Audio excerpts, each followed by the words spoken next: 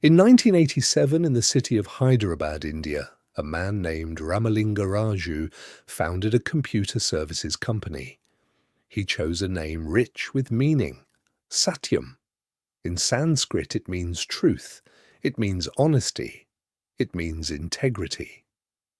21 years later, that name would become the punchline of one of the largest corporate frauds in history: cash that did not exist, employees who were never hired, invoices for work that had never been performed. $1.47 billion on the balance sheet, and almost none of it real. This is the story of Satyam. By 2008, Satyam Computer Services stood among the big four IT outsourcing companies of India, alongside TCS, Infosys, and Wipro. The numbers looked extraordinary. The company employed 53,000 people across 66 countries. It served 185 Fortune 500 companies: General Electric, General Motors, Nestlé. It was listed on the New York Stock Exchange.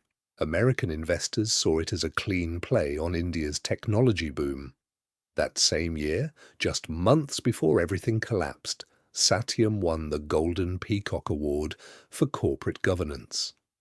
The award was meant to recognize transparency and ethical conduct. It would become one of the cruelest jokes in corporate history. To understand what happened, you have to understand what was real about Satyam first. The clients were real, the employees were real, the software projects were real. This was not a Ponzi scheme. The company actually delivered services to actual customers. The problem was not that the company was worthless. The problem was that the books were lies. At some point, Raju would later claim it was a small gap between actual profits and what he had reported to shareholders. The founder made a choice. Rather than report lower earnings, he falsified them. He and his chief financial officer, Srinivas Vadlamani, began inflating the financial statements.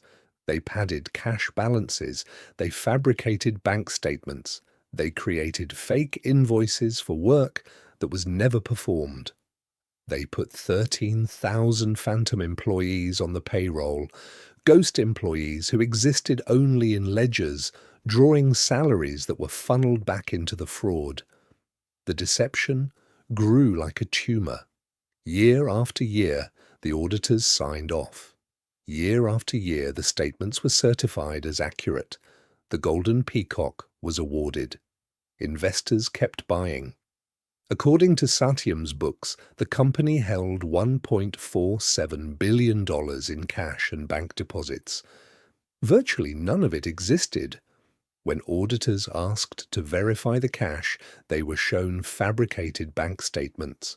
The infrastructure of a lie had become more elaborate than the truth it concealed. In December 2008, Raju decided to execute a bold strategic move. Satyam would acquire two companies, Maytas Infrastructure and Maytas Properties, for $1.6 billion in cash. There was something unusual about these targets. Both were controlled by Raju's own family. And then there was the name, Maytas. Spell it backwards. It spells Satyam. It was brazen. It was almost as if Raju was no longer bothering to hide the fact that this was company money circling back to him through his own companies. The Satyam board approved the acquisitions, but the institutional investors revolted. Within a single trading day, Satyam's stock collapsed 55%. The deal was cancelled. Then came the World Bank. Satyam had been one of its IT vendors. An internal investigation found evidence of data theft and bribery. The World Bank issued a statement banning Satyam from all contracts for 8 years. For a company whose entire value proposition was trust, it was a death blow. The walls were closing in. Auditors were asking harder questions. Hedge funds were demanding clarity. Raju faced a choice: Continue layering new lies on top of old ones, or confess. Most perpetrators of large-scale corporate fraud fight to the bitter end. They hire lawyers. They craft narratives. They hope that time or complexity will let them escape. Raju was not most perpetrators. On January 7th, 2009, Ramalinga Raju sat down and wrote a letter to the board of directors of Satyam Computer Services. In the letter, he confessed. He detailed the false accounts. He described the inflated cash. He outlined the phantom employees and the fake invoices. He explained how each lie had necessitated another lie until he had become trapped in a web of his own making. He used a phrase that would echo through the financial press for years afterward. It was like riding a tiger, not knowing how to get off without being eaten. Trading was suspended. When it resumed the next day, Satyam's stock collapsed 78% in a single session. Billions of dollars in shareholder value evaporated in hours. On January 9, 2009, 2 days after the confession, the arrests began. Ramalinga Raju was taken into custody.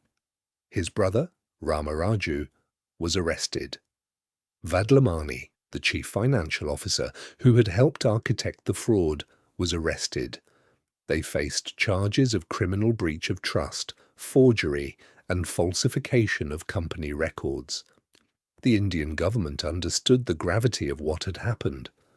This was not just a corporate scandal. This was a threat to India's global reputation as a destination for investment. The company law board moved with unprecedented speed. It superseded Satyam's board and appointed new directors with no connection to the scandal. The audit failure was its own scandal. PricewaterhouseCoopers, PwC, had been Satyam's external auditor for years. Each year, PwC certified that the financials fairly represented the company's position. Each year, that certification was wrong. The auditors had relied on management representations. When Raju said cash existed in certain accounts, PwC accepted the assertion. They did not contact the banks directly. They did not perform the verification procedures that $1.47 billion in claimed cash should have required. In 2011, PwC settled with the United States Securities and Exchange Commission, paying $6 million for audit failures related to Satyam.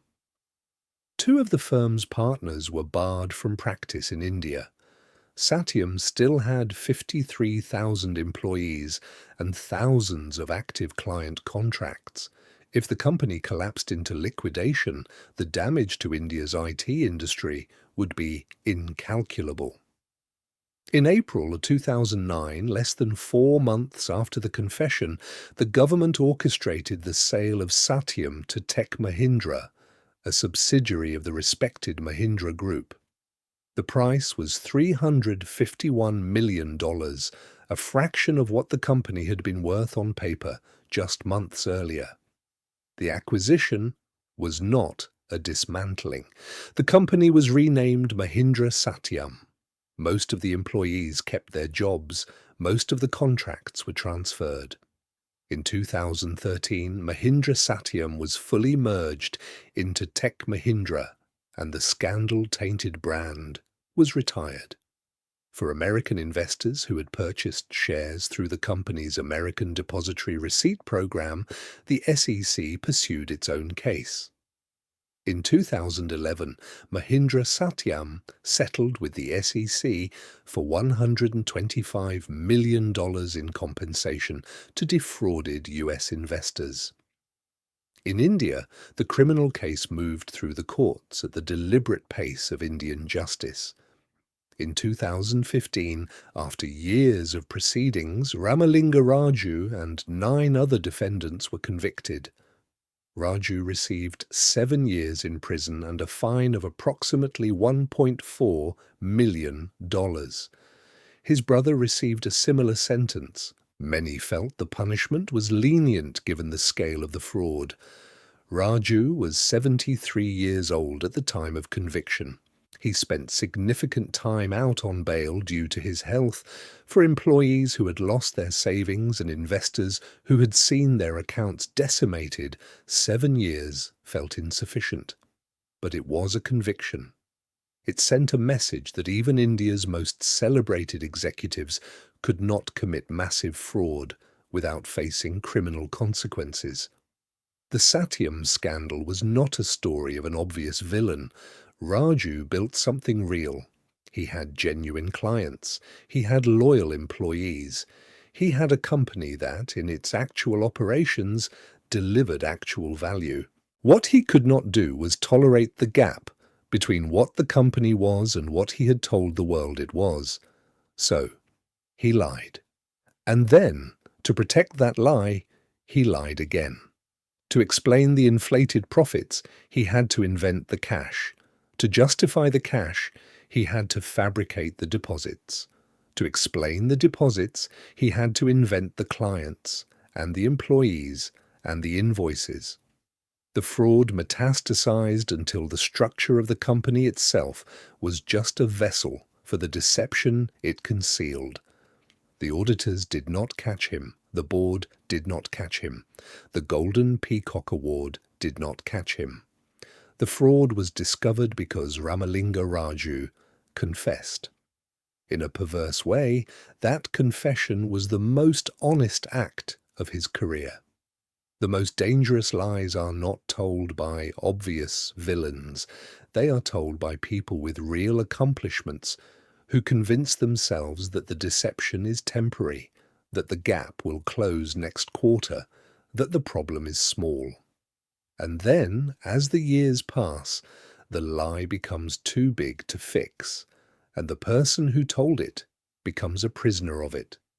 Ramalinga Raju named his company after the Sanskrit word for truth. By the time he sent his letter on January 7th, 2009, that name had become the most expensive irony in Indian corporate history.